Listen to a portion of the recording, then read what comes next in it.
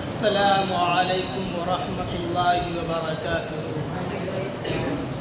الحمد للہ رب العالمین والعاقبۃ للمتقین والصلاة والسلام علی خیر خلقہ محمد وآلہ واصحابہ اجمعین، اما بعد فاعوذ باللہ من الشیطان الرجیم، بسم اللہ الرحمن الرحیم۔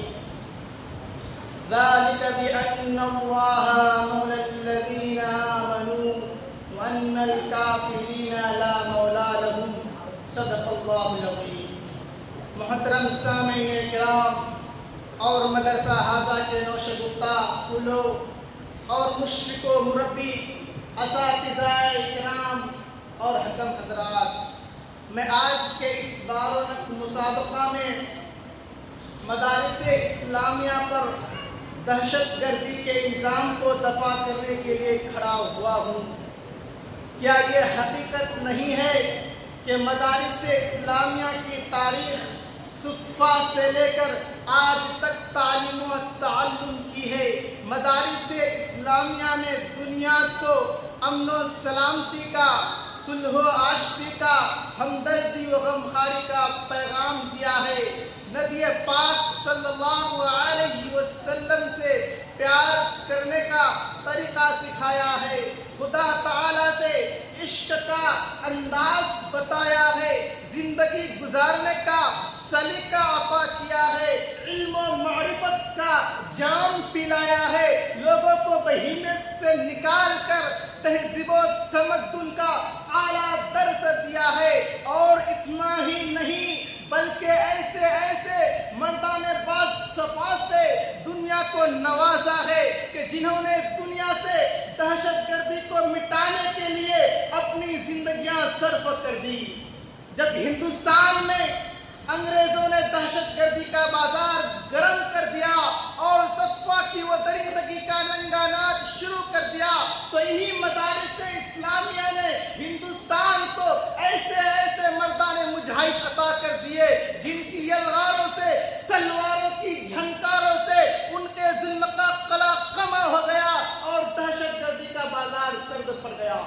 لیکن آج انہی مدارس اسلامیہ کو دہشت گردی کا ڈر قرار دیا جا رہا ہے، طرح سے الزامات عائد کیے جا رہے ہیں، ملک کا دشمن باغی ٹھہرایا جا رہا ہے، مدارس اسلامیہ کے اسٹوڈنٹ کو دہشت گردی کے الزام میں گرفتار کیا جا رہا ہے، سلاخوں کے پیچھے ڈال کر بدترین زندگی گزارنے پر مجبور کیا جا رہا ہے، مدارس اسلامیہ کی تلاشی لی جا رہی ہے، علماء و مشائخ کو نشانہ بنایا جا رہا ہے اور کہا جا رہا ہے یہاں جہاد کی ٹریننگ دی جاتی ہے، یہاں اسلحوں کے انبار رکھے ہوئے ہیں، خوخار آتنکوادی بنایا جاتا ہے۔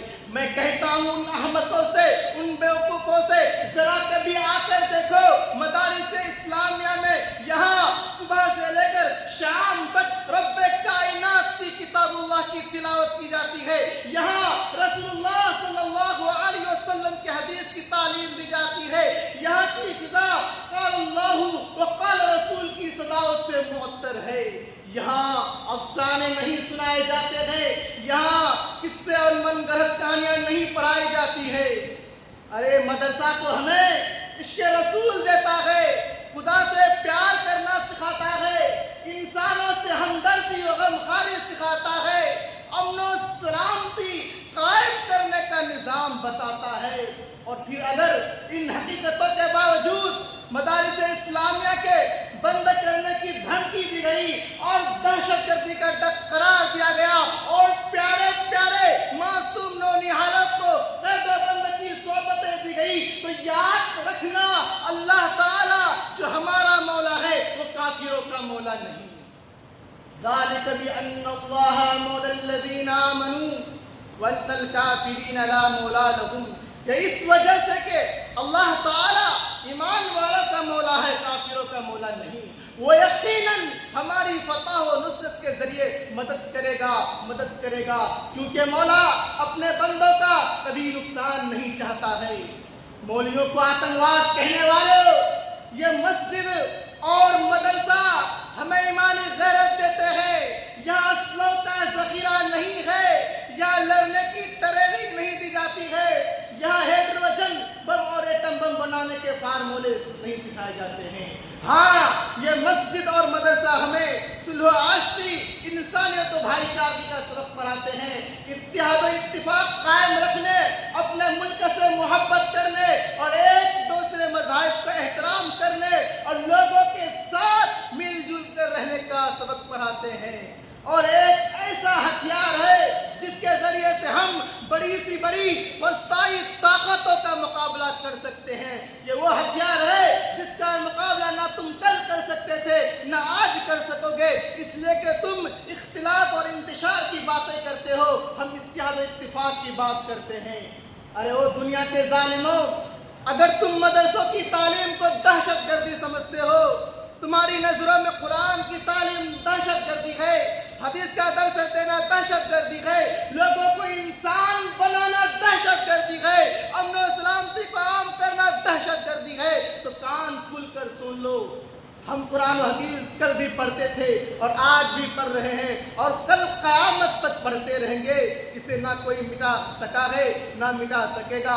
ہاں، اگر اسے جو بھی مٹانے کی کوشش کرے گا وہ خود بھی مٹ جائے گا انشاءاللہ۔ آخر میں دعا کرتا ہوں اللہ تعالیٰ اللہ تعالیٰ مدارس اسلامیہ کی حفاظت فرمائے اور اہل مدارس کی بھی حفاظت فرمائے اور مدارس اسلامیہ کے فیوز کو عام فرمائے۔ وآخر دعوانا ان الحمدللہ رب العالمین۔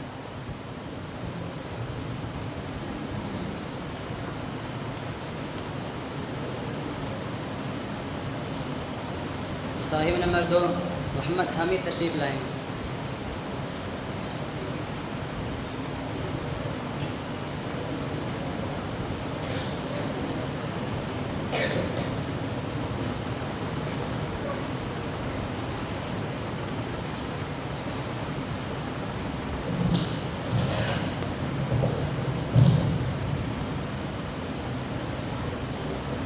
السلام علیکم ورحمۃ اللہ وبرکاتہ۔ الحمد للہ رب العالمین والصلاة والسلام على سید الانبیاء والمرسلین وعلى آلہ واصحابہ اجمعین، اما بعد فقد قال اللہ تعالی یا ایها الذین آمنوا من یرتد منکم عن دینہ فسوف يأتي الله بقوم يحبهم ويحبونه أذلة على المؤمنين أعزة على الكافرين يجاهدون في سبيل الله ولا يخافون لومة لائم ذلك فضل الله يؤتيه من يشاء والله ذو الفضل العظيم صدق الله العظيم۔ گرامی منزلت صدر جلسہ، معزز مہمانان کرام اور سامعین کرام، میں اپنی خوش قسمت اقبال مندی پر شاداں و فرحاں ہوں کہ بزرگان قوم و ملت، سربراہان مدارس و خطیبان منابر اور امت اسلامیہ کے اکابر کی موجودگی میں ان باشعور سامعین و حاضرین کو خطاب کرنے کی سعادت حاصل کر رہا ہوں۔ شہدائیان اسلام، میں نے ابھی قرآن عظیم کی جس آیت کریمہ کی تلاوت کی ہے اس کی روشنی میں ایک محدود وقت میں باتیں کر دی ہیں۔ وقت کی قلت موضوع کی طوالت بہت کچھ سوچنے پر مجبور کر رہی ہے۔ کوشش کروں گا کہ انہی مختصر لمحات میں تشفی بخش اور کارآمد باتیں آ جائیں۔ ذرا آپ آیت مبارکہ کے اسلوب و انداز اور لب و لہجہ پر غور کیجئے۔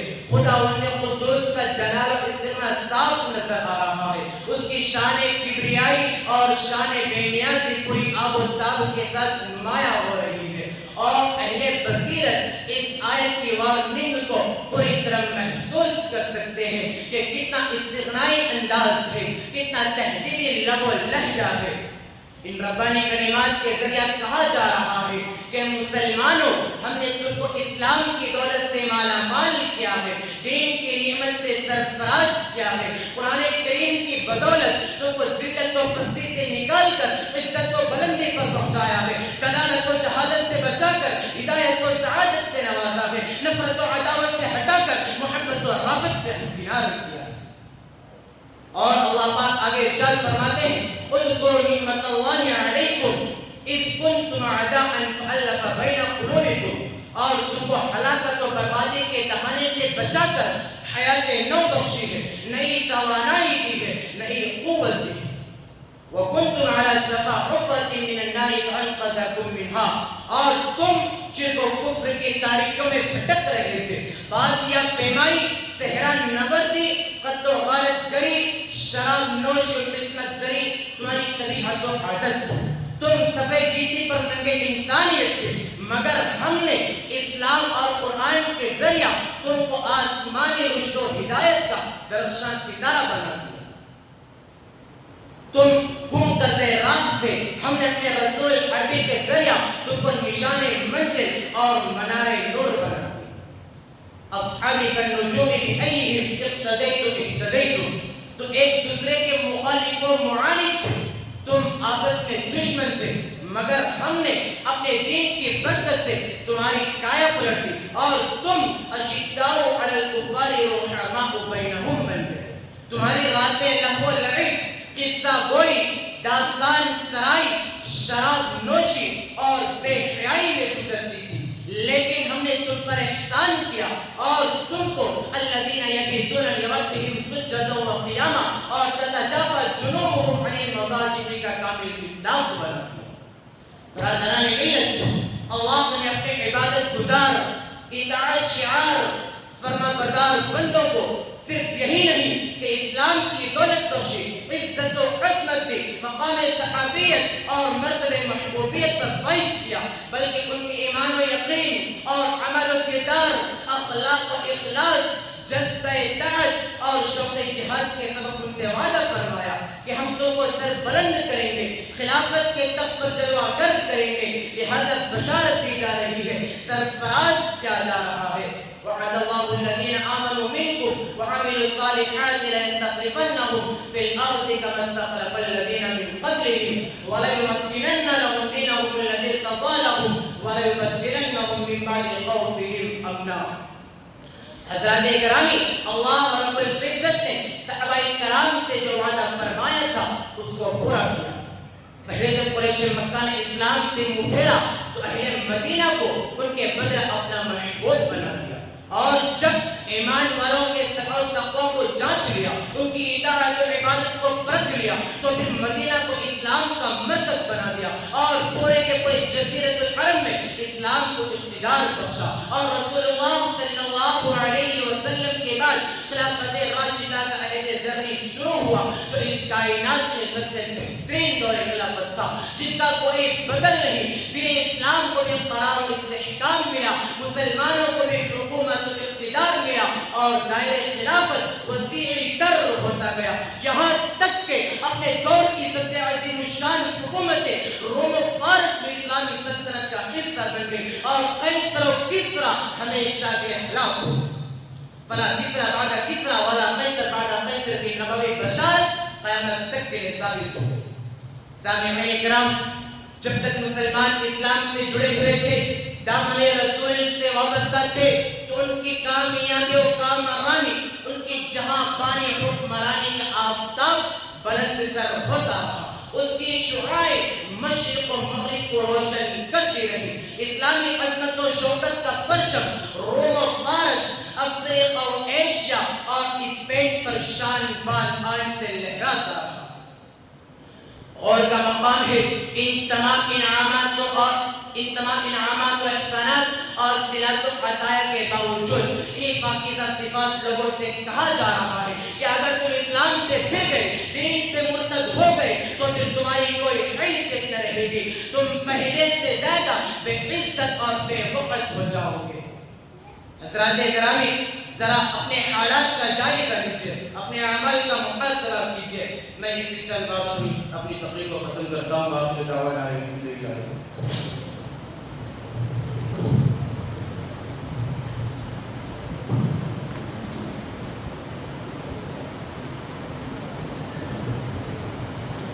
مسائل المدی عبدالرقیب تشریف لائیں۔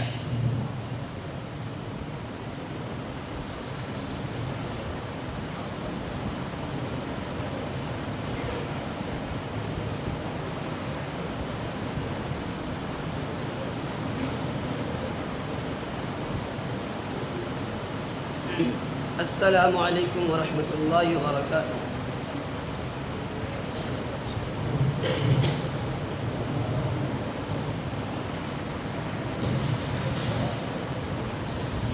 السلام علیکم ورحمۃ اللہ وبرکاتہ۔ الحمد للہ وحدہ والصلاة والسلام على من لا نبی بعدہ، اما بعد فاعوذ باللہ من الشیطان الرجیم، بسم اللہ الرحمن الرحیم۔ کل نفس ذائقۃ الموت، وقال النبی صلی اللہ علیہ وسلم زوروا القبور فإنها تذکر الموت، او کما قال علیہ الصلاۃ والسلام۔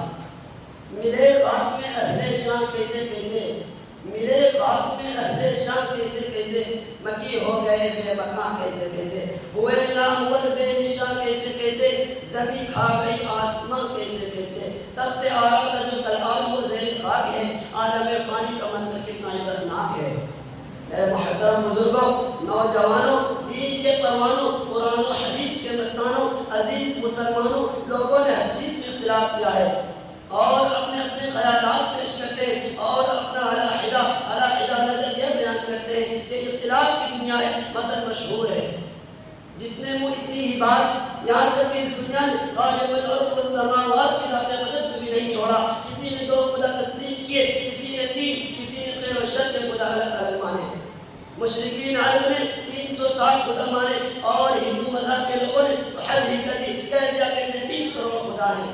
اسی طرح مذاہب میں تفریق، عقائد کا جھگڑا، نبوت میں اختلاف، کفر و شرک، توحید، حق و باطل، صدقہ جھوٹ کے پلیٹ فارم بن گئے۔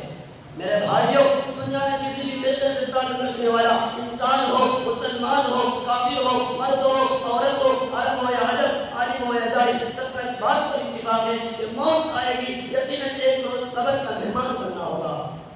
جو دنیا میں آیا قبر کی طرف ایک دن جائے گا، نہ آیا جو کہ باقی رہا، نہ آیا جو کہ باقی رہا، نہ ساغر رہا، نہ ساقی رہا۔ میرے دوستو، قرآن کہتا ہے کل نفس ذائقۃ الموت، کہ ہر جاندار کو موت کا مزہ چکھنا پڑے گا۔ یہ زمین کتنے انسانوں کو کھا گئی لیکن اس نے آج تک کبھی ڈکار نہیں دی۔ پیارے مسلمانوں، سلیمان علیہ السلام کے پاس موت کا فرشتہ اس وقت آیا جب کہ آپ بیت المقدس کی تعمیر کرا رہے تھے۔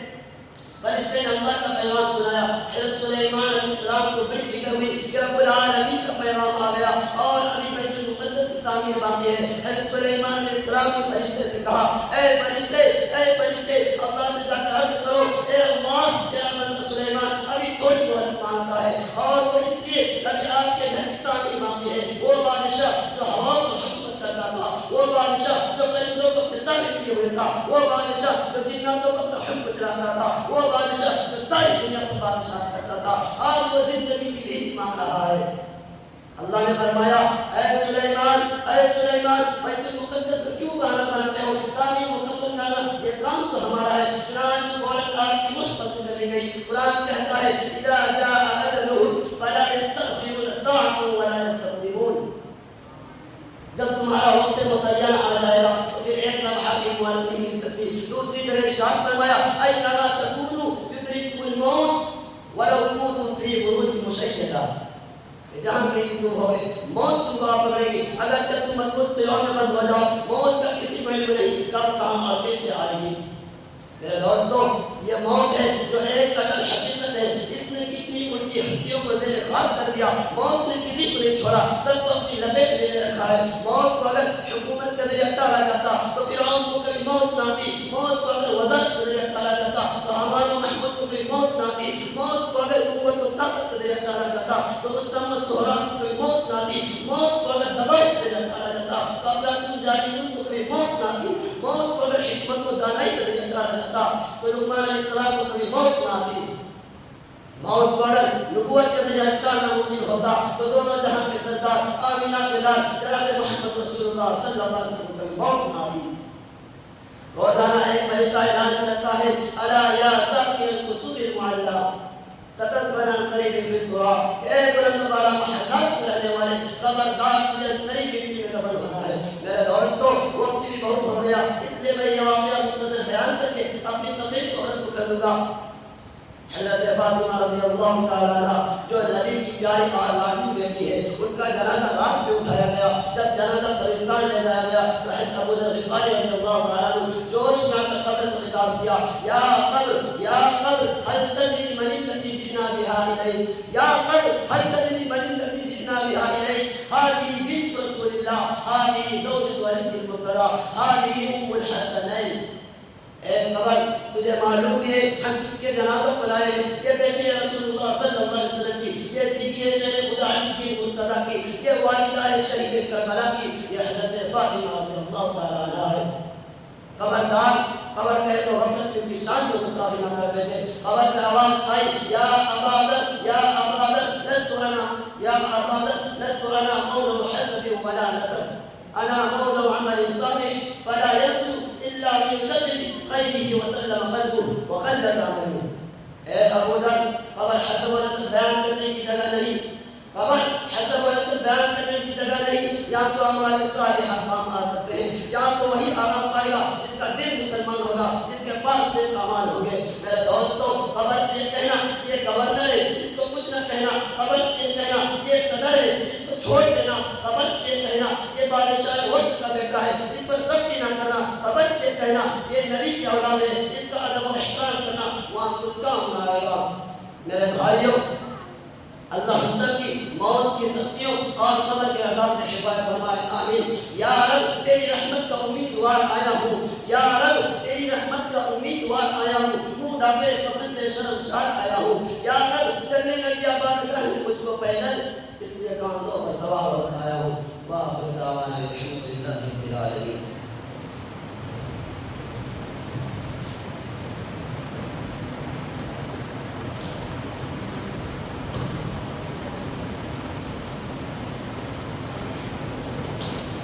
صاحب النجار بن مختار تشریف لائیں.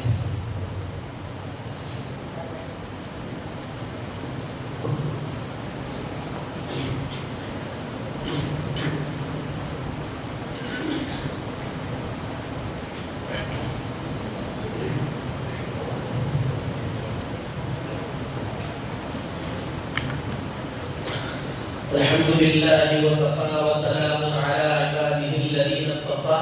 أما بعد، أعوذ بالله من الشيطان الرجيم. بسم الله الرحمن الرحيم. سبحان الذي أسرى بعبده ليلا من المسجد الحرام إلى المسجد الأقصى الذي باركنا حوله لنريه من آياتنا إنه هو السميع البصير. صدق الله العظيم. جناب صدر اور معزز سامعین کرام، قرائے ارض کا چپا چپا اور تاریخ عالم کا گوشہ گوشہ اس حقیقت پر شاہد ہے کہ حق و باطل کا تصادم ہر دور میں رہا ہے، اور جب کبھی کفر کی گھنگور گھٹائیں عالم اسلام پر چھانے لگی اور جبر و تشدد کی تیز و دھند آندیاں اسلامی ایوانوں میں پھیلنے لگی اور دشمنان اسلام کی دغا بازیاں جہنم کے شعلوں کے مانند بھڑکنے لگی اور اسلام کی راہ میں سنگ گرا بن کر حائل ہو پڑے، تو چشم فلک نے بارہا یہ منظر دیکھا کہ جب کبھی باطل نے ہم کو چیلنج کیا تو شیران اسلام کی ایک جماعت نے آگے بڑھ کر اس کے چیلنج کو قبول کیا اور بڑے بڑے جبر و تشدد کے نشے میں چور سلاطین کو گھٹنے ٹیکنے پر مجبور کر دیا. حضرات، عالم اسلام کو اس وقت جن قتل و غارت گری اور خون ریز مسائل کا سامنا کرنا پڑا ہے، ان میں سے ایک ستم انگیز مسئلہ مسجد اقصی اور فلسطین کا ہے، جس کی تاریخ ابتدائے آخرت سے لے کر آج تک ظالموں، جابروں، سرکش یہود و نصارہ کی در اندازی اور دہشت گردی کے خون آثار تلواروں سے لہو لہان ہے. جب فرسٹ ورلڈ وار نے عالم اسلام کے مرکز ترکی کو اس طرح تہ و بالا کیا کہ اس کی وسیع و عریض مملکت کے ٹکڑے ٹکڑے ہوتے چلے گئے، سرزمین شام و عراق و حجاز اس کے قبضے سے نکل گئی، فلسطین میں برطانیہ کی سازشوں کا راستہ ہموار ہو گیا، اور پھر جس خطے کی ایک انچ زمین دینے کے لیے بھی سلطان ترکی تیار نہ تھے، اس کے چپے چپے پر دوسری جنگ عظیم کے اختتام تک صحیحونیت نے صدی عیسوی ہی سے جو مسلمانوں کی ہوا اکھڑی تھی اس کو سنبھالنا مشکل ہوتا چلا گیا۔ بہرحال قضیہ فلسطین ایک ناسور بن گیا ہے۔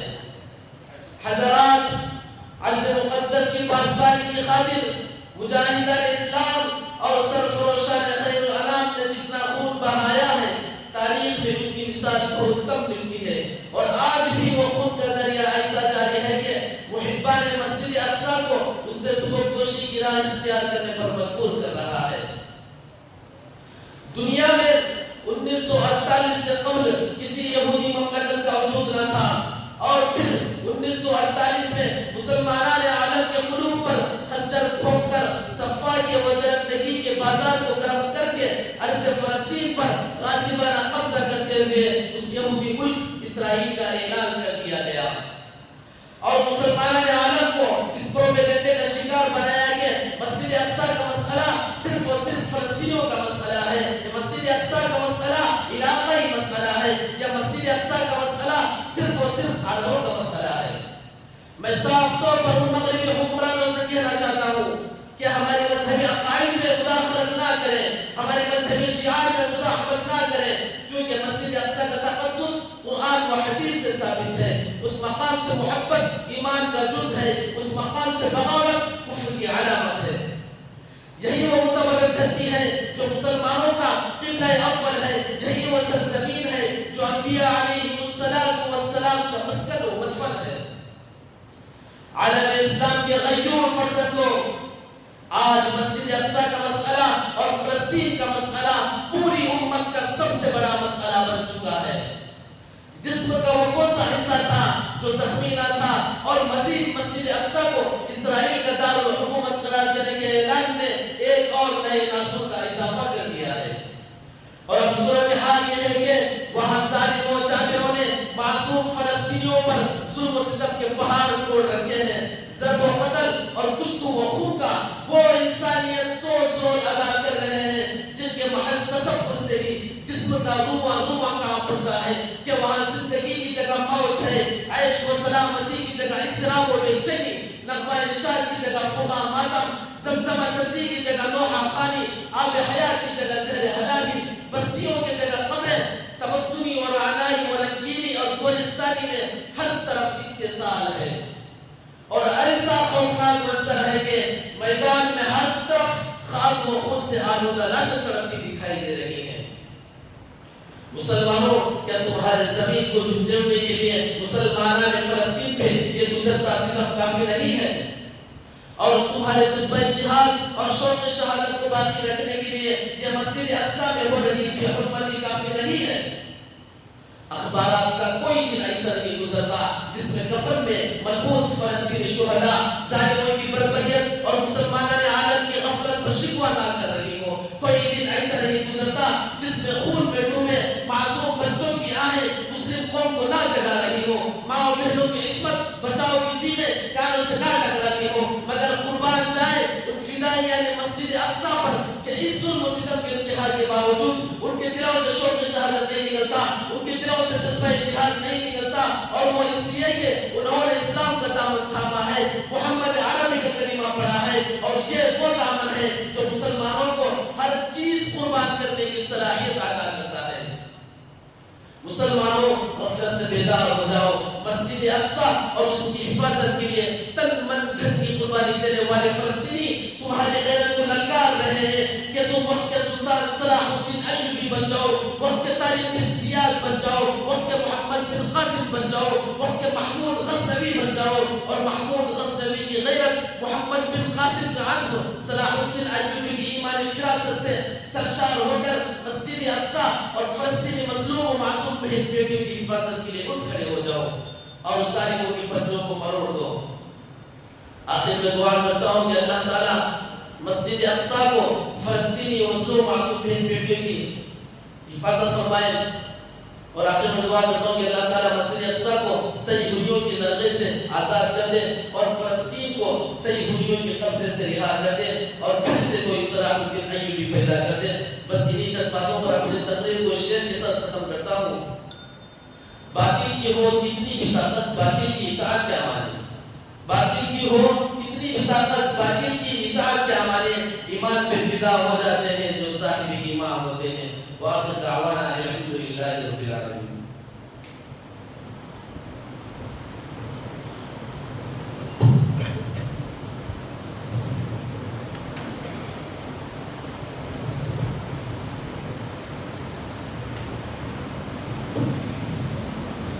مسائل نمبر 5 احمد ہادی کو مدعو کرتا ہوں کہ وہ تشریف لائیں.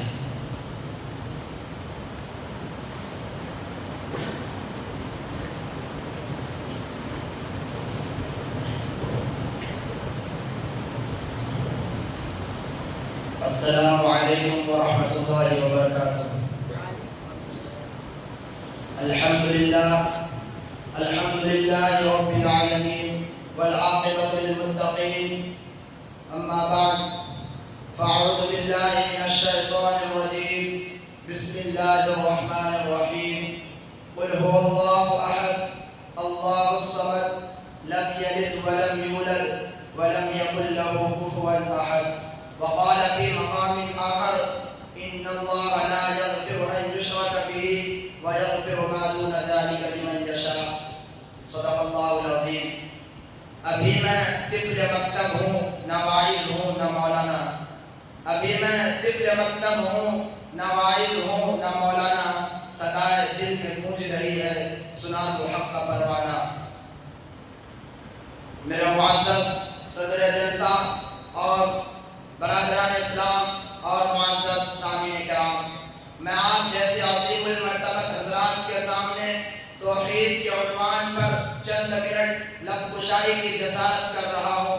امید ہے کہ آپ حضرات بغور سماعت فرمائیں گے اور اس حقیر سراپا تفسیر کی ہمت افزائی فرمائیں گے.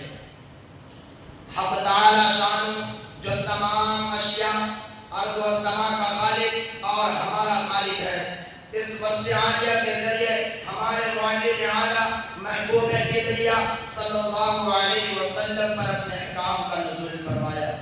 اس مقدس ہستی نے ہمیں ایک ایسی قوت عالی بخشی جس کو ہم عقل سلیم سے تعبیر کرتے ہیں. اگر ہم اس قوت عالی کو استعمال میں لاتے ہیں تو کائنات کے ہر ذرہ سے وحدت خداوندی کی خوشبو آئے گی. ذرہ کائنات کا ترکینات اگر ہم خود اپنے اندر جھانک کر دیکھیں تو وحدت ہی وحدت نظر آئے گی. اللہ نے ہم پر بے شمار نعمتوں کا نزول فرمایا. اس کے باوجود اگر ہم کسی معاصی کا مرتکب ہوتے ہیں تو پھر وہ ذات کریم جس کا فضل و کرم اس کے غضب پر غالب ہے وہ ہمیں معاف فرما دے گا. لیکن جب کوئی شرک جیسے بدترین گناہ کا مرتکب ہوتا ہے تو خدا پاک خود فرماتے ہیں ان اللہ لا یغفر ان یشرک به ویغفر ما دون ذلک لمن یشاء. بے شک رب کائنات مشرک کی مغفرت نہیں فرمائیں گے اور اس کے علاوہ جس کی چاہے مغفرت فرما دیتے ہیں. اسی لیے رب کائنات نے اپنی مخلوق کو رشد و ہدایت اور صراط مستقیم پر گامزن کرنے کے لیے کم و بیش 1,24,000 انبیاء علیہ السلام کو دنیا میں مبعوث فرمایا. تمام انبیاء علیہ السلام نے توحید کی تبلیغ فرمائی. تمام کی دعوت وحدت کی دعوت تھی. تمام کا مشن توحید کا مشن تھا. تمام کا درس قولوا لا الہ الا اللہ تفلحوا کا تھا. حضرت آدم علیہ السلام نے اسی مشن کو اختیار کیا. حضرت نوح علیہ السلام نے یا قوم اعبدوا اللہ ما لکم من الہ غیرہ کہہ کر پکارا. حضرت ہود علیہ السلام نے بھی اسی مشن کو اختیار کیا.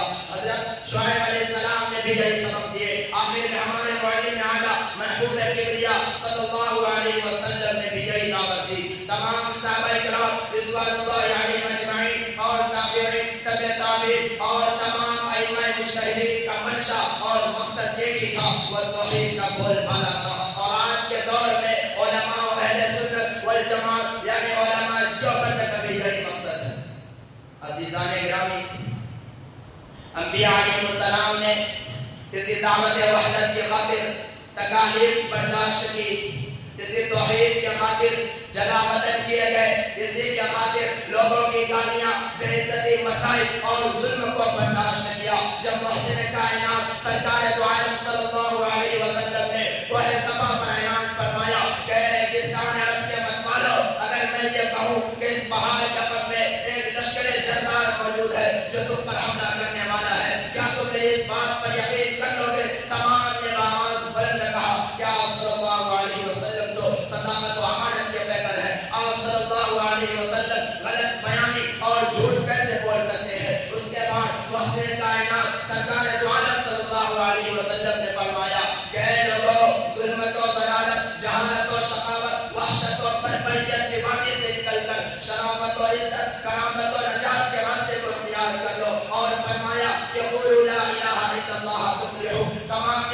آیت مقدسہ کو پڑھ لو، کامیاب و کامران ہو جاؤ گے۔ بس اتنا کہنا تھا کہ ظلمت کا دائیں کفر میں ایک کو حرام بچ گیا، تمام کفار مکہ حیرت زدہ تھے کہ آج محمد بن عبداللہ کو کیا ہو گیا، وہ اپنے آبا و اجداد کے دین کی معبودوں کی مذمت کر رہا ہے۔ برادران ملت، اس کے بعد جو دوست تھا وہ دشمن ہو جاتا ہے، محبت کی جگہ نفرتوں اور عداوتوں کا جنم ہوتا ہے۔ کم وقت ابو لہب کہتا ہے کہ اے محمد، کیا تو نے ہمیں اس لیے بلایا ہے کہ ہم اپنے آبا و اجداد کے دین کو چھوڑ کر نئے دین کی اتباع کریں؟ اتنا کہہ کر پتھر برساتا ہے، ماہ رسالت صلی اللہ علیہ وسلم کے سر مبارک سے لہو جاری ہو جاتا ہے۔ یہی وہ توحید ہے جس کے خاطر محبوب کبریا صلی اللہ علیہ وسلم نے طائف کی گلیوں میں پتھروں کی بارش کو برداشت کیا۔ صد افسوس کہ آج کے مسلمان توحید و وحدت کی اہمیت و قیمت کو نہیں سمجھتے، شرک و کفر، الحاد اور ارتداد کی ظلمت اور تاریکیوں کو اپنے قلوب میں اس انداز سے جگہ اور مقام دیتے ہیں کہ شیطان ملعون بھی دیکھ کر حیرت زدہ ہوتا ہے اور کہتا ہے، ابلیس کہتا ہے کہ اس کے کرتب کو دیکھ کر، ابلیس کہتا ہے کہ اس کے کرتب کو دیکھ کر بازی لے گیا، مجھ سے مقدر تو دیکھیے۔ میں نہیں چند باتوں پر میں اپنا تقریر ختم کرتا ہوں۔ وآخر دعوانا ان الحمدللہ رب العالمین۔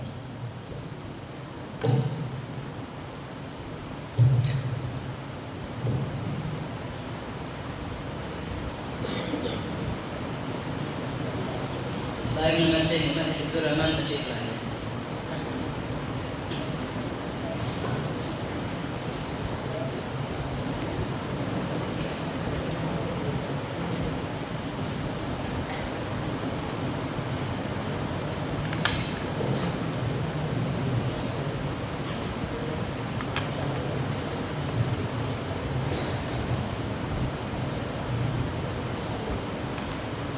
السلام علیکم ورحمۃ اللہ وبرکاتہ۔ نحمده ونصلي على رسوله الكريم، اما بعد، وقال تعالى في كلامه المجيد: ان تنصروا الله ينصركم ويثبت اقدامكم۔ صدق اللہ العظیم۔ تابکے خواب تغافل میں رہے گا مسلم، تابکے خواب تغافل میں رہے گا مسلم، ہوش میں آ کے ذرا دیکھ تو بستی اپنی، پائے تحقیر سے ٹھکراتی ہے دنیا تجھ کو، پائے تحقیر سے ٹھکراتی ہے دنیا تجھ کو، اور تو بھول گیا ہے قوم پرستی اپنی۔ المعارف کے نشر گفتہ بولو اور محترم و معزز اساتذہ کرام، آج ہم جس دور سے گزر رہے ہیں یہ ایک نہایت حساس اور عبرتناک دور ہے، چاہے اخلاقی اعتبار سے ہو یا معاشی اعتبار سے، سماجی اعتبار سے ہو یا سیاسی اعتبار سے، ہم ہر طرح سے ظلم و ستم کے چکی میں پسے جا رہے ہیں۔ ہماری مسجدیں مندروں میں تبدیل کی جا رہی ہیں، ہمارے حقوق پامال کیے جا رہے ہیں، ہمیں پائے تحقیر سے ٹھکرایا جا رہا ہے، ہماری زمینیں غصب کی جا رہی ہے۔ آج قومی سطح پر ہماری کوئی کچھ نہیں، ہم گاجر مولی کی طرح کاٹے جا رہے ہیں۔ الغرض ہم ہر طرح سے ظلم و ستم کے چکی میں پسے جا رہے ہیں۔ محترم دوستو، وہ قوم جس کی تخلیق اللہ نے پھلنے پھلنے کے لیے کی تھی، وہ قوم جس کی تخلیق اللہ نے گرجنے اور برسنے کے لیے کی گئی تھی، آج اس کا کوئی پرسان حال نہیں۔ وہ قوم جن کا شعبہ امر بالمعروف اور نہی عن المنکر تھا، آج وہ خود چاہے ضلالت میں گری پڑی ہے۔ آج ہم اپنی آپ بیتی کو یاد کرتے ہیں تو ہمیں رونا آتا ہے، جب ہم اپنے حالات و کافیات کا جائزہ لیتے ہیں تو قلب مضطرب اور بے چین ہو جاتا ہے۔ آج ہماری قوم روس کے رہنے والی ہو یا امریکہ کی، چین کے رہنے والی ہو یا پھر جاپان کی، ہندوستان کے رہنے والی ہو یا پاکستان کی، کسی بھی خطہ کے رہنے والی ہو، کسی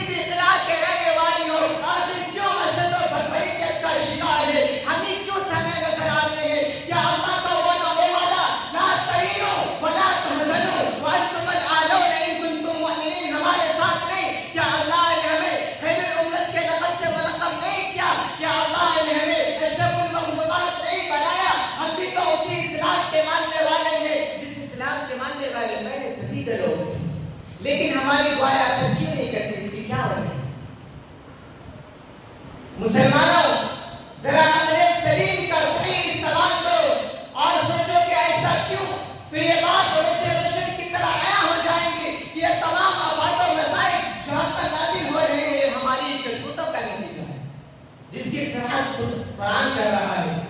ارشاد باری ہے وما اصابکم من مصیبت فبما کسبت ایدیکم، و اس طرح کہ ہم نے قرآن کریم کو بنائے طاق رکھ دیا، ہم نے آپسی اخوتوں بھائی چارگی کو اسے پشت ڈال دیا، ہم نے باہمی اتحاد و اتفاق کے بجائے اختلاف و انتشار پہ برپا کیا، ہم نے شیطان سے بظاہر دشمنی کی مگر بباطن دوستی برقرار رکھی، ہم نے عشق رسول کا دعویٰ کیا مگر فرمودات ٹھکرا دیا، ہم مردوں کو روز روز دفن کرتے ہیں مگر اس سے سبق حاصل نہیں کرتے، جہنم سے ہمیشہ ہمیشہ خوف کھاتے ہیں مگر جنت میں جانے کے لیے اور جہنم سے بچنے کے لیے عمل صالح نہیں کرتے جو کہ حصول جنت کا ذریعہ ہے۔ مسلمانوں یاد کرو اس وقت کو جب کہ ہلالی پرچم ماں میں عروج پر تھا، یاد کرو اس وقت کو جب کہ کیسر و کسریٰ جیسی سپر طاقت ہم سے آواز باختہ تھی، یاد کرو اس وقت کو جب کہ اعدائے اسلام ہمارا تذکرہ سن کر لرزہ بر اندام ہو جاتے تھے، ہماری شہرت و ناموری سن کر مخبول الحواس غرض کہ ہم جہاں بھی گئے جدھر بھی گئے کامیابی ہوا، کامیابی نے ہماری قدم بوسی، ہم نے جدھر بھی رخ کیا فتح و ظفر نے بڑھ کر ہمارا استقبال کیا۔ مسلمانوں ذرا غور تو کرو کہ ان صالحین میں وہ کون سی علمی طاقت تھی جس سے ساری دنیا پر وہ قابض تھے، ان کے پاس وہ کون سا اسلحہ تھا جس سے کائنات عالم ان کے زیر لگی تھا؟ نہیں مسلمانوں، اس کے پاس کچھ نہیں تھا، تھی صرف ایک چیز، ایمانی جذبہ، قرآنی تعلیم، آپسی اخوت و بھائی چارگی، اسی سبب وہ جو بھی کرتے تھے ایمان کی روشنی میں قرآن کی طاقت سے اسی سبب وہ خاص معزز تھے۔ مسلمانوں یاد رکھ لو اگر اب بھی تم غفلت کی نیند میں مست رہو گے تو تم حرف غلط کی طرح مٹا دیے جاؤ گے، تمہارے ایک ایک نشان نیز کو نابود کر دیے جائیں گے، تم ہلاک و برباد کر دیے جاؤ گے، تم بہت سو چکے، اس وقت کوئی امت سسک رہی ہے، اگر اب بھی تم نے اپنے زمین کو بیدار نہیں کیا تو جان لو کہ تم ایک گہرے الہی میں پھنس جاؤ گے، جیسا کہ ارشاد ربانی ہے وَاتَّقُوا فِتْنَةً لَا تُصِيبَنَّ الَّذِينَ ظَلَمُوا مِنكُمْ خَاصَّةً، کہ تم اس فساد سے بچو جو خاص کر ظالموں کو نہیں پہنچے گا، اگر تم نے اپنے حقیقت کو نہیں پہچانا تو تم بھی گہرے الہی میں پھنس جاؤ گے۔ انسانیت چیخ چیخ کر پکار رہی ہے کہ مسلمانوں اٹھو، ظلم و تعدی، کفر شرکی کی گھمبور گھٹاؤ کو اس سب ہستی سے مٹا دو اور پورے معاشرے کو اسلامی سانچے میں ڈال دو۔ محترم دوستو، اگر ہم اس کائنات میں سکون کی زندگی چاہتے ہیں تو پھر سے کمر بستہ ہونا پڑے گا، سستی و کاہلی، بے کسی و غفلت شاعری، آرام پسندی و سخت مہنگی کے بستر کو دور پھینکنا ہوگا، زیب و زینت، بناؤ سنگار کی آرزوؤں کو ترک کرنا ہوگا اور صحابہ کرام کی ریش پہ گامزن ہونا پڑے گا۔ اللہ تعالی ہم سب کو پہلے اپنے آپ کو ایمان والا بنانے کی توفیق عطا فرمائے۔ بس اسی چند بات پر اپنی تقریر کو ختم کرتا ہوں۔ وآخر دعوانا ان الحمد للہ۔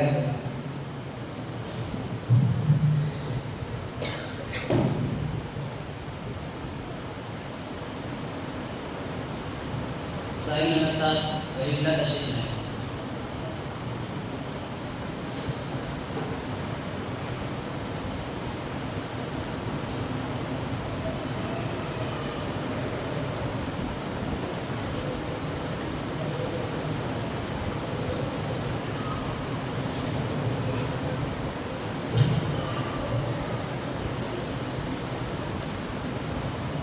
السلام علیکم ورحمۃ اللہ وبرکاتہ۔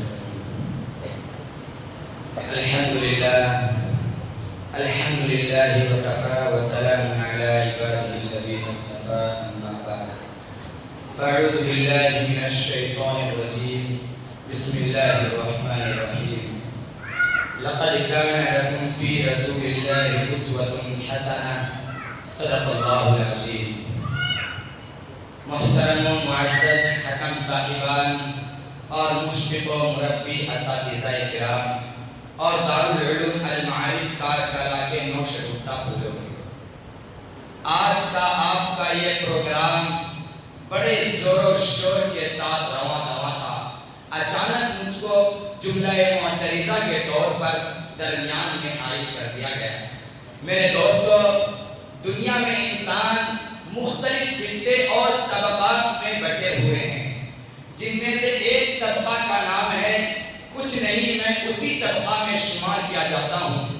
لیکن یہ سوچ کر مائک پر آ گیا ہوں کہ آج تو یا اکابر اور بزرگان دین ہمارے اوپر سایہ فگن ہے، لیکن کل جب یہ نہ ہوں گے اور دنیا اپنا اہلوں کو اپنا مقتدا بنائے گی اور امت کی بار ڈور ہمارے ہاتھوں میں دے دی جائے گی اور ہم سے خود کی اصلاح نہ ہونے کی بنا پر صحیح قیادت نہ ہو پائے گی، تو غیر ہم کو یوں تانا دیں گے، تھے وہ تمہارے آبا ہی تم کیا ہو، تھے وہ تمہارے آبا ہی تم کیا ہو، ہاتھ پہ ہاتھ دھرے منتظر فردا ہو۔ محمد کا دم بھرنے والوں، آج مسلمان تنزلی کی طرف کیوں جا رہا ہے؟ آج مسلمان پریشان حال کیوں ہے؟ جبکہ کبھی مسلمان پوری دنیا کی قیادت اور پاسبانی کر رہا تھا، وہ مسلمان جو کل تک سمندروں اور ہواؤں کو اپنے تابع کیے ہوئے تھا، آج وہ ذلیل کیوں ہو رہا ہے؟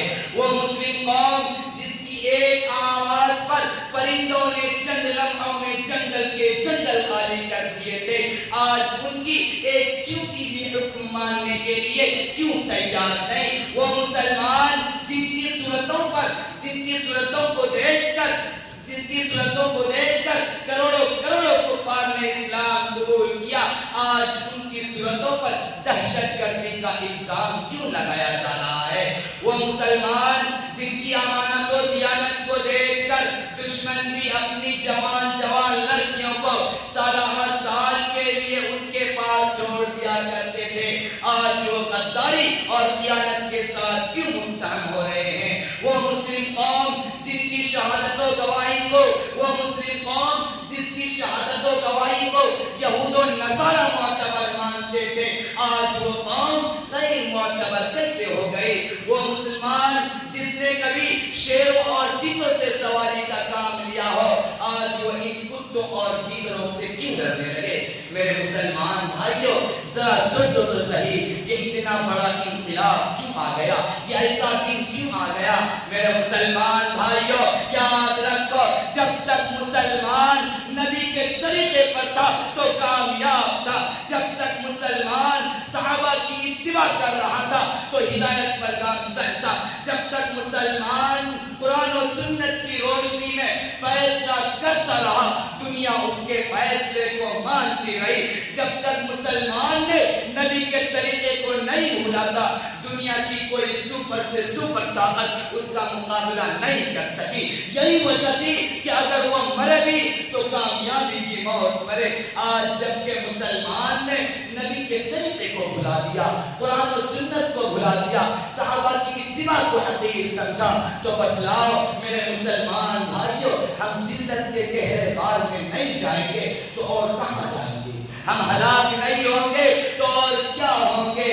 غیور نوجوانوں، آب زر سے لکھے جانے کے قابل اور میزان عدل میں تولے جانے کے لائق ہے۔ آج جب کہ جتنی بیماریوں نے جنم لے رکھی ہے، جتنی رسوم و بدعات پھیل رہی ہے، یہ سب جو بھی کچھ ہو رہا ہے نبی کریم صلی اللہ علیہ وسلم کے طریقے سے اعراض کرنے کی وجہ سے ہو رہا ہے۔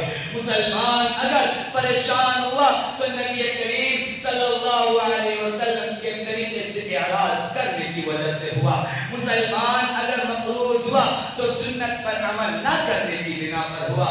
مسلمان پر اگر دوسری قوم مسلط ہوئی تو صحابہ کی راہ سے روگردانی کی وجہ سے ہوئی۔ مسلمان حالات حاضرہ میں بم، میزائل اور گولیوں کا نشانہ بنایا گیا تو یہ سب نبی کے سنت جہاد کو چھوڑ دینے کی وجہ سے بنایا گیا۔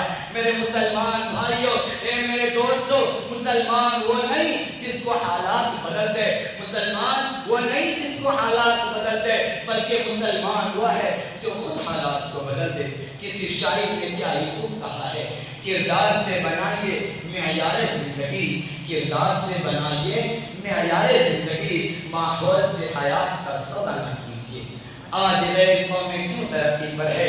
ارے غیر قومیں ترقی پر کیوں نہ ہو جبکہ غیر قومیں نبی کے سنتوں کو اپناتے جا رہے ہیں، ہر سنت کو وہ اپنی زندگی کا نصب العین بنا رہے ہیں۔ بڑے بڑے سائنسدان سنتوں کے فوائد کثیرہ کو دیکھ کر ایمان لانے پر مجبور ہو رہے ہیں۔ مسلمانوں، آج ہمیں تو راحت و آرام سے فرصت نہیں کہ مطالعہ بھی کریں، ورنہ تو جدید سائنس اور سنت نبوی جیسی کتابوں کا مطالعہ کر کے دیکھو، ہزاروں واقعات تم کو ایسے ملیں گے کہ دشمن اسلام یہود و نصارہ کتنی تیزی کے ساتھ سنتوں کو اپناتے جا رہے ہیں، یہاں تک کہ بیت الخلاء میں بھی جانے کی سنتوں کو انہوں نے نہیں چھوڑا۔ بس دعا کریں کہ اللہ تعالی ہم سب کو آپ صلی اللہ علیہ وسلم کے اسوہ حسنہ کو اپنانے اور اس سے محبت کرنے کی توفیق عطا فرمائے، آمین۔ وآخر دعوانا الحمدللہ رب العالمین۔ السلام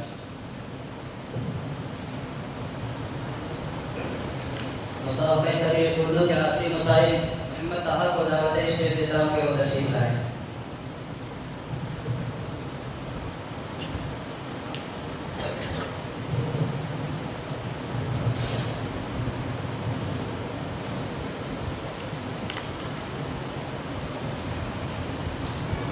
السلام علیکم ورحمۃ اللہ وبرکاتہ۔ الحمد للہ وکفى وسلام علی عباده الذین اصطفى، اما بعد فقد قال اللہ تبارک وتعالی فی القرآن المجید فاعوذ باللہ من الشیطان الرجیم بسم اللہ الرحمن الرحیم ومن الناس من يشتري لهو الحديث صدق الله العظيم۔ محترم و معزز حکم حضرات، مشفق و مربی اساتذہ اکرام اور گلشن معارف کے روش و پھولوں، باطل طاقتیں، باطل تحریکیں اور دجالی نظام کس طرح سے ہماری نئی نسل کو تباہ کرنے میں مشغول ہے، ہم اس کا صحیح اندازہ نہیں لگا سکتے۔ اس کے نیٹ ورک اتنا پاورفل ہے کہ ہمارا اس کے احاطے سے باہر نکلنا نہایت ہی دشوار اور امپاسبل ہے۔ زہر، خرابی اور تباہی و بربادی کے اسباب کو اس طرح سے مزین کر کے اور ہائی لائٹ کر کے پیش کیا جا رہا ہے کہ ہماری نئی نسل اس کو خریدنے اور اس کو اپنی زندگی کا اہم حصہ اور رکن بنانے پر مجبور ہوتی جا رہی ہے، اور ان کی زندگی کا اکثر حصہ ان خرافات اور لہو و لعب میں ظاہر ہو رہا ہے، اور دنیا کے تمام ترقیات کو اسی میں منحصر سمجھ رہی ہے۔ میرے عزیز ساتھیوں، باطل طاقتیں اور دجالی نظام کا ایک اہم مشن یہ ہے کہ ان نودبیدہ غنچوں کے ذہن و دماغ پر اس طور پر محنت کی جائے کہ ان کے اندر سے صحیح سوچنے کی صلاحیت اور صحیح سمجھنے کی طاقت مفقود ہو کر رہ جائے، انقلابی مزاج باقی نہ رہے۔ اس کے لیے انہوں نے بہت ساری اسکیمیں چلائی، ان میں فیس بک، ٹویٹر، واٹس ایپ اور انسٹاگرام وغیرہ کو ایک امتیازی حیثیت حاصل ہے، اور یہ ان چیزوں کو فقط اس وجہ سے عام کر رہے ہیں کہ اس سے منہمک ہو کر وہ طلباء جو مستقبل کے چراغ ہیں اپنے مقصد سے ہٹ جائے، اپنے مقصد میں ناکام ہو جائے، ان کی علمی سطح محدود ہو کر رہ جائے، ان کی سوچ و فکر مفقود ہو کر رہ جائے۔ کیونکہ اگر یہ علم کے بلند معیار پر ہوں گے، اعلیٰ درجے پر ہوں گے، تو ان کی سوچ بھی بلند ہوگی، ان کے ارادے بھی بلند ہوں گے، پھر یہ شاہین کا جگر رکھیں گے، اور جب کبھی ماضی کی طرف دیکھیں گے تو ان کا گمشدہ سرمایہ ان کے ہاتھ لگ جائے گا، اور انہیں یہ بات یاد آ جائے گی کہ وہ ہم ہی تو تھے جنہوں نے دریا پر گھوڑے دوڑا دیے تھے، وہ ہم ہی تو تھے جنہوں نے قیصر اور کسریٰ کے کنگن چھین لیے تھے، وہ ہم ہی تو تھے جنہوں نے دنیا کی سپر پاور کی اینٹ سے اینٹ بجا دی تھی، وہ ہم ہی تو تھے جن کی آواز پر جنگل کے درندوں نے جنگل خالی کر دیا تھا، وہ ہم ہی تو تھے جنہوں نے بربر قوم پر تسلط قائم کیا تھا، وہ ہم ہی تو تھے جنہوں نے ان دلس میں اپنا پرچم لہرائے تھے، وہ ہم ہی تو تھے جنہوں نے ہندوستان میں 800 سال تک اپنی عظمت مسبت کا ستر اٹھایا تھا، وہ ہم ہی تو تھے جنہوں نے سارے عالم میں اسلام کا ڈنڈا بجایا تھا۔ میرے بھائیوں، آج ہم کیوں ذلیل و خوار ہو رہے ہیں؟ آج ہم کیوں دوسروں کی غلامی کر رہے ہیں؟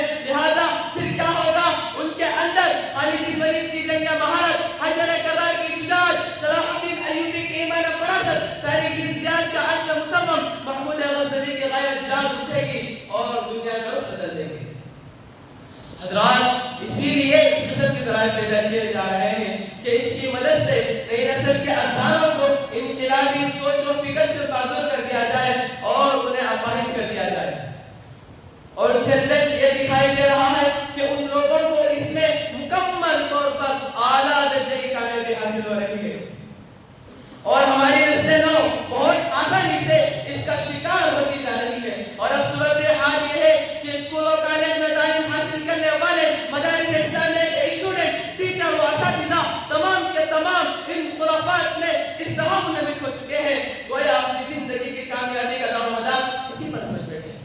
اسی پر لٹریچر لکھے جا رہے ہیں, مقالے لکھے جا رہے ہیں, مضمون نگاری کی جا رہی ہے اور اپنی علمی صلاحیتوں کا اظہار کیا جاتا ہے. گلشن معارف کے اندر صرف ذہنی طور پر کمزور کر دینا ہی نہیں بلکہ جسمانی طاقت و قوت سے بھی محروم کر دینا ان کا عین مقصد ہے. اس لیے کہ قوم کی طاقت جوانوں سے ہوتی ہے, جس قوم میں جوان نہ ہو وہ قوم مردہ ہے. لہذا جوانوں سے جوانی چھین لی جائے تاکہ ان کے اندر اگر آفاق کی سوچ پیدا ہو بھی جائے, اقابر و بیدار ہو بھی جائے, تب بھی فرم کی مرغیوں کی طرح چلانے کے سوا کسی چیز پر قادر نہ ہوں گے, چیلنجوں کا سامنا کرنے کی ہمت نہ ہوگی اور ہم جب چاہیں جسے چاہے لقمہ تک بناتے جائیں. کوئی سر نہ ابھر سکے, جرأت نہ کر سکے. اس کے لیے انہوں نے ترکیب کی کہ ویب سائٹ بنا دی جائے اور اس میں ننگی عورتوں کی تصویریں ڈال دی جائے, فحاشی گوریانی کو فروغ کر دینے والے مناظر اور پوسٹر ڈال دیا جائے, مرد و زن کے جنسی تعلقات کی ویڈیوز ڈال دیا جائے. اور یہ تمام چیزیں ہماری نئی نسلوں کو, کمسن بچوں اور بچیوں کو بآسانی فراہم کی جائے. ان کے حصول کے لیے دقت و پریشانی کا سامنا نہ کرنا پڑے اور پورے معاشرے کو کلچر و ثقافت کے نام پر اتنی بے حیائی اور بے شرمی پر آمادہ کر دیا جائے کہ نہ بھائی بہن میں حیا واقع ہے اور نہ ماں بیٹے کو حیا واقع ہے جائے. پورا معاشرہ وہی نیت پر اتر آئے, کتوں اور سوروں میں تبدیل ہو جائے, جس کا نتیجہ یہ نکلے گا کہ جوان آئین جوانی میں اپنے بڑھاپے کا مزہ لے گا. جوانوں کے اندر جوانی کی طاقت, جوانی کی قوت, جوانی کی دلیری و شجاعت باقی نہیں رہے گی. اے ملت اسلامیہ کے جو نوجوانوں, ذرا نگاہیں اٹھا کر تو دیکھو, اسی حقیقت پر پورا معاشرہ تمہیں نظر آئے گا. اسی کو اللہ تعالیٰ نے اپنے کلام پاک میں ارشاد فرمایا, وَمِنَ النَّاسِ مَن يَشْتَرِي لَهْوَ الْحَدِيثِ لِيُضِلَّ عَن سَبِيلِ اللَّهِ بِغَيْرِ عِلْمٍ. میرے عزیز ساتھیوں, اب میں آپ سے درخواست کرتا ہوں کہ آپ اپنی قدر و قیمت کو جانو, آپ اپنی حقیقت کو پہچانو اور اپنے آپ کو جائز فتنوں سے بچاؤ کہ کہیں یہ فتنے تمہاری تعلیم میں رکھنا انداز نہ ہو جائے اور آپ اپنے مقصد سے کہیں دور جائیں, کیونکہ آپ ہی امت کے مستقبل کے چراغ ہو, آپ ہی سوئی ہوئی قوم کو بیدار کرنے والے ہو, آپ کو ہی قوم کی امامت دینے والے ہیں. کسی شاعر نے کہیں خوب کہا ہے کہ پڑھ سبق پھر صداقت کا, عدالت کا, شجاعت کا, پڑھ سبق پھر صداقت کا, عدالت کا, شجاعت کا, لیا جائے گا تو جسے کام دنیا کی امامت کا.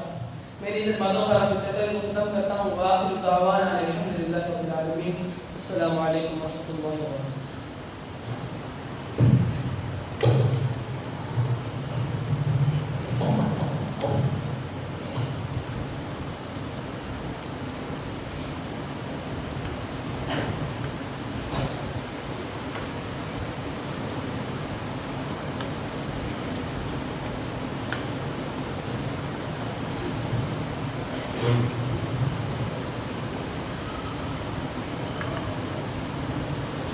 معزز سامعین اکرام, مسابقہ اردو تقریر کے مکمل ہونے کے بعد مسابقہ تقریر عربی کو شروع کرنے سے پہلے میں اس کے حکم حضرات حضرت مولانا دانش صاحب دامت برکاتہ, حضرت مولانا اوصاف صاحب دامت برکاتہ اور حضرت مولانا دسیح صاحب دامت برکاتہ سے مؤدبانہ درخواست کرتا ہوں کہ اپنے اپنے منصب پر تشریف لے جائیں.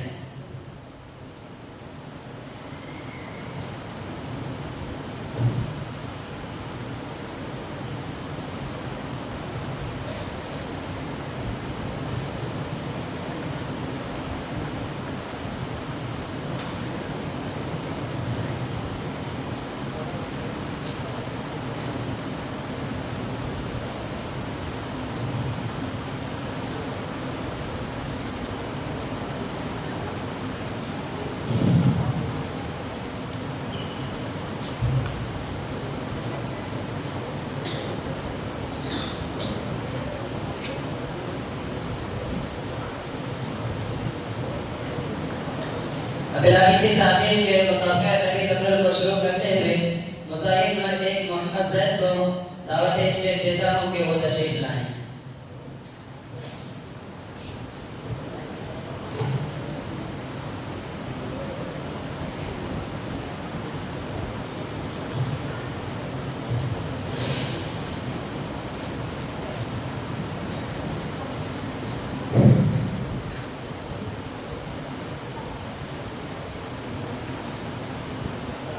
السلام عليكم ورحمة الله وبركاته. الحمد لله الذي جعل المؤمنين فائقين درجة، والصلاة والسلام على النبي الأمي الذي قال: من تشبه بقوم فهو منهم، وعلى آله وأصحابه الذين كانوا صالحين إيمانا واعتقادا. أما بعد، فالنبي الكريم صلى الله عليه وسلم يقول بصورة واضحة ملموسة: من تشبه بقوم فهو منهم. رئيس الاحتفال الموقر وسادة الأدلاء، إني أريد أن ألقي بين أيديكم خطبة عربية مختصرة حول موضوع التشبه بالكفار، فالرجاء منكم جميعا أن تصمتوا واعملوا بالأمور التي ستجيء في الخطبة. إخواني في الله، إن الله تعالى جعل الإيمان بالله أفضل كل شيء في العالم، وجعل الكفر بالله أضرر من كل شيء. لذلك الرجال الذين آمنوا وعملوا الصالحات هم الذين يحبهم الله تعالى ويدخلهم في جنات تجري من تحتها الأنهار، والذين كفروا بالله وارتكبوا كثيرا من الذنوب والمعاصي هم الذين سيعاقبهم الله الجليل القهار في الدنيا والآخرة، وهم شر البرية وهم أشرار خلق الله تعالى. لذلك ورد في القرآن الكريم الذي لا ريب فيه: إن الذين كفروا من أهل الكتاب والمشركين في نار جهنم خالدين فيها أولئك هم شر البرية. إن الذين آمنوا وعملوا الصالحات أولئك هم خير البرية. هذه الآية الكريمة تدل بالإيضاح على أن المسلمين الصادقين هم خير البرية وخير الخلق الذي يوجد في العالم، وعكس ذلك إن الذين كفروا بالله ومرقوا من أمور الدين هم شر البرية وشرار خلق الله تعالى. فكيف يناسب للمسلمين الصالحين الصادقين أن يتشبهوا بالكفار الفجار الكاذبين؟ فكيف يلائم للذين أسلموا واتقوا أن يمشوا مشية الذين كفروا من اليهود والنصارى والهندوس الذين سيدخلون نار جهنم خالدين فيها أبدا؟ أحبائي في الله، فقد جاءت قصة في الحديث النبوي. كان النبي صلى الله عليه وسلم جالسا في مجلس، فمر أحد من النبي صلى الله عليه وسلم فتساءل النبي الأعظم: ما رأيك في هذا؟ فقال رجل من أشراف الناس: هذا والله حري إن خطب أن ينكح وإن شفع أن يشفع. فسكت رسول الله صلى الله عليه وسلم. ثم مر رجل آخر فقال له النبي الأعظم: ما رأيك في هذا؟ فقال: يا رسول الله، هذا رجل من فقراء المسلمين، هذا حري إن خطب أن لا ينكح وإن شفع أن لا يشفع وإن قال أن لا يسمع له قول. فقال رسول الله صلى الله عليه وسلم: هذا خير من ملء الأرض مثل ذلك. إخواني في الله، هذا الحديث النبوي دليل واضح وبرهان ساطع على فضل الكامل المسلم على الكافر الفاجر. هذا الحديث النبوي يدل على علو مقام المسلم الصادق ورفع درجته عند الله تعالى وعند الناس هم الآخرون. أحبائي في الله، توبوا إلى الله تعالى توبة نصوحة من الذنوب كلها بصورة عامة، كما أعلن في القرآن الكريم: كنتم خير أمة أخرجت للناس تأمرون بالمعروف وتنهون عن المنكر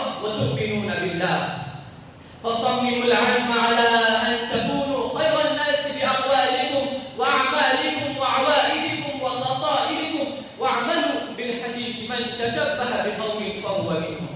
والسلام عليكم ورحمة الله وبركاته.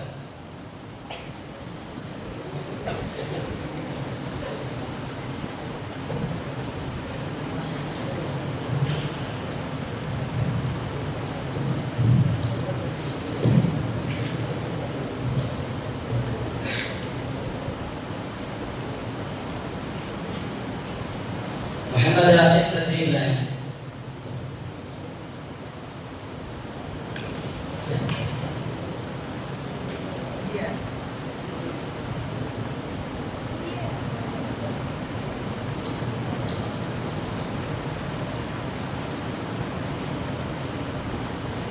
السلام علیکم ورحمۃ اللہ وبرکاتہ.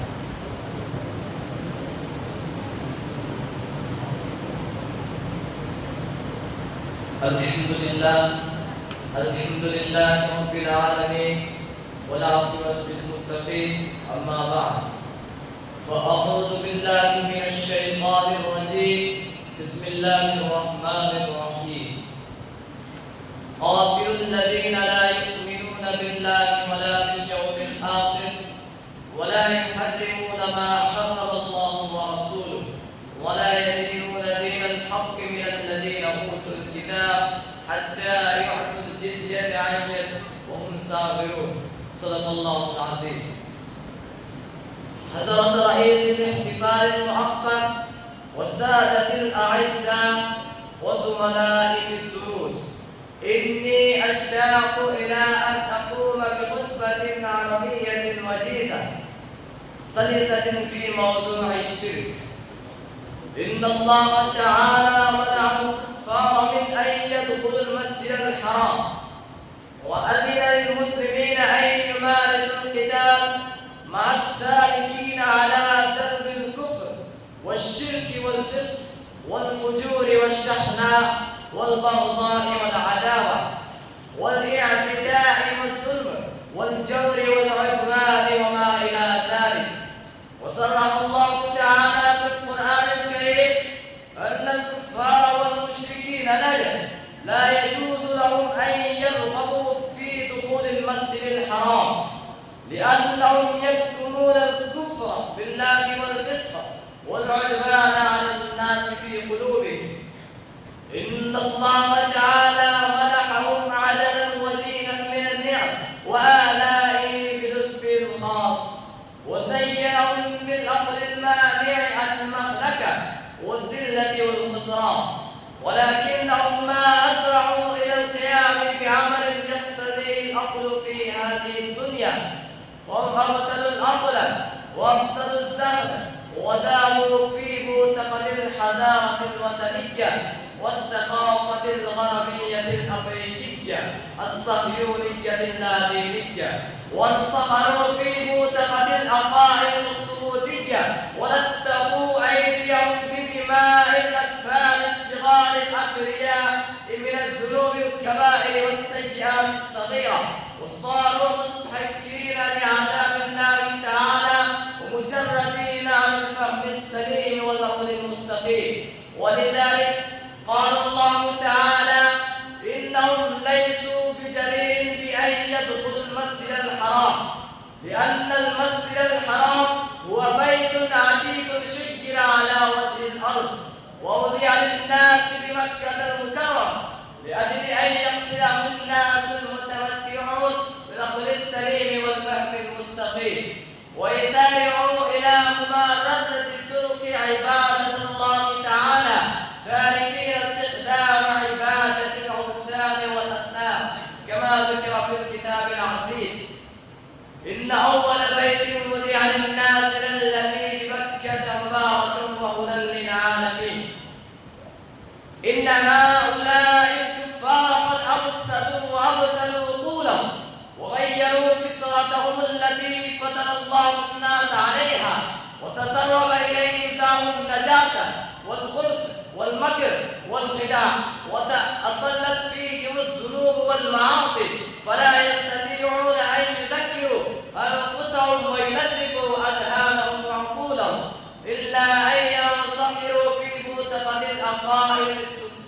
معتقد العقائد الإسلامية والأفكار المحمدية والرؤية الدينية والأمور الإلهية والشؤون الروحانية. ولذلك فقد ذكر الله الجليل القدير في الكتاب العزيز: يا أيها الذين آمنوا إنما المشركون نجس فلا يقربوا المسجد الحرام بعد عامهم هذا وإن خفتم عيلة فسوف يغنيكم الله من فضله إن شاء إن الله عليم حكيم. قاتلوا الذين لا يؤمنون بالله ولا باليوم الآخر ولا يحرمون ما حرم الله ورسوله ولا يدينون دين الحق من الذين أوتوا الكتاب حتى يعطوا الجزية عن يد وهم صاغرون. إن هذه الآية تدل على أنهم نجس قلبا وعقلا وباطنا وظاهرا وروحا وجسدا وتفكرا وتدبرا. فإني على يقين تام بأن سنكون من الفائزين. والسلام عليكم ورحمة الله وبركاته.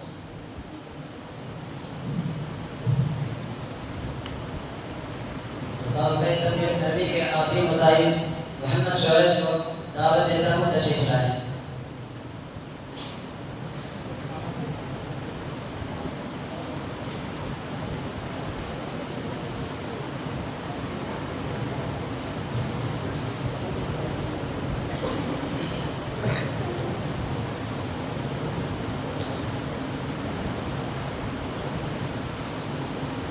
السلام عليكم ورحمة الله وبركاته. الحمد لله صاحب الجلالة والصلاة والسلام على صاحب الرسالة. أما بعد فأعوذ بالله من الشيطان الرجيم. بسم الله الرحمن الرحيم. إنه لقرآن كريم في كتاب مكنون لا يمسه إلا المطهرون. وقال النبي صلى الله عليه وسلم: خيركم من تعلم القرآن وعلمه، أو كما قال عليه الصلاة والسلام. رئيس البرنامج وزملائي الكرام والمستمعون، قد تلوت أمامكم آية من القرآن الكريم كما سمعتم، وهكذا قرأت حديث النبي المحترم صلى الله عليه وسلم الذي يظهر خصائص القرآن العظيمة ومرتبة من يشتغل بالقرآن تعلما وتعليما. إخواني في الدروس، إني أود أن أسعد بتبيين فضائل القرآن وأحظى بأن أكون رطب اللسان بذكره الكريم. ألا تعلمون ما هو القرآن الكريم؟ القرآن هو الكتاب كما قال الله تعالى: ألف لام ميم ذلك الكتاب لا ريب فيه هدى للمتقين. القرآن هو الذكر كما قال الله تعالى: إنا نحن نزلنا الذكر وإنا له لحافظون. القرآن هو الهداية كما قال الله تعالى: إن هذا القرآن يهدي للتي هي أقوم. والقرآن هو الفرقان كما قال الله تعالى: تبارك الذي نزل الفرقان على عبده ليكون للعالمين نذيرا. والقرآن هو الروح كما قال الله تعالى: وكذلك أوحينا إليك روحا من أمرنا. والقرآن هو الكتاب الذي نزل الله عز وجل من السماء إلى الدنيا على عبده الحبيب محمد المصطفى صلى الله عليه وسلم. والقرآن هو الكتاب الذي نزل لهداية الناس إلى الطريق المستقيم. والقرآن هو الكتاب الذي فيه دستور الحياة الإنسانية. والقرآن هو الكتاب الذي فيه شفاء للناس. أيها الإخوان، فعلينا أن نعمل بما جاء في القرآن بعد أن تقبلنا دستور حياتنا، وأن نأخذ أحكامه بالنفاذ، ونحث إخواننا المسلمين على أن يعيشوا بمنهاجه ويسلكوا سلك هدايته في كل مكان وزمان. ولكن نحن نعلم جيدا أن كثيرا من إخوتنا المسلمين لا يتوجهون إلى هذا التنوير تنزيل العزم وأحكامه ومسائله، ويقضون حياتهم حرا طليقا عن كل أمر من أوامره، وهم لا يحبون أن يتلو جزءا أو آية من القرآن للبركة واليمنة بالإضافة إلى ذلك، وهم لا يريدون أن يبعثوا أولادهم إلى المدارس العربية الإسلامية لتلقي القرآن والسعادة بتلاوته، مع أن النبي الكريم صلى الله عليه وسلم قال: خيركم من تعلم القرآن وعلمه. أيها المسلمون، هذا الحديث يحث كل منا على تعلم القرآن بأنفسنا، ويكلف أولادنا بتعليمه وعمله. واعلموا قد فاق أهل القرآن ومن قام بتحفيظه، ومعلم القرآن يحظون بالشرف وعلو المنزلة على غيرهم من المسلمين في الدنيا والآخرة. أيها المسلمون، إن رسولنا صلى الله عليه وسلم يدعونا إلى القيام بحفظ القرآن، إذ هو روح حياتنا ونور هدايتنا. وبذا أختتم كلامي وآخر دعوانا أن الحمد لله رب العالمين.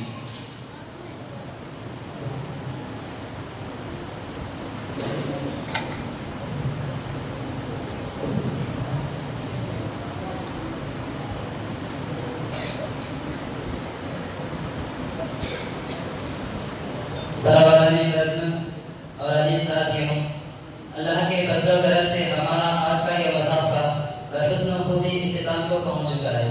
انشاءاللہ تھوڑی ہی دیر میں حکم حضرات کے فیصلے سے نتائج کا اعلان کیا جائے گا۔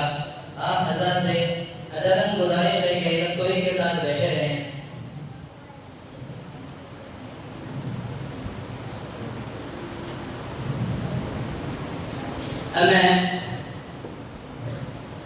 محترم المقام، واجب الاحترام، مشرق و مہربان، وارث خیر الانام، داعی اسلام، قاطع شرک و بدعت، حضرت مولانا عبدالرحمن صاحب دامت برکاتہ مدرسۃ العالی سے مؤدبانہ اور مخلصانہ درخواست کرتا ہوں کہ اپنے قیمتی کلمات سے ہم سامعین کو مستفیض و ممنون فرمائیں۔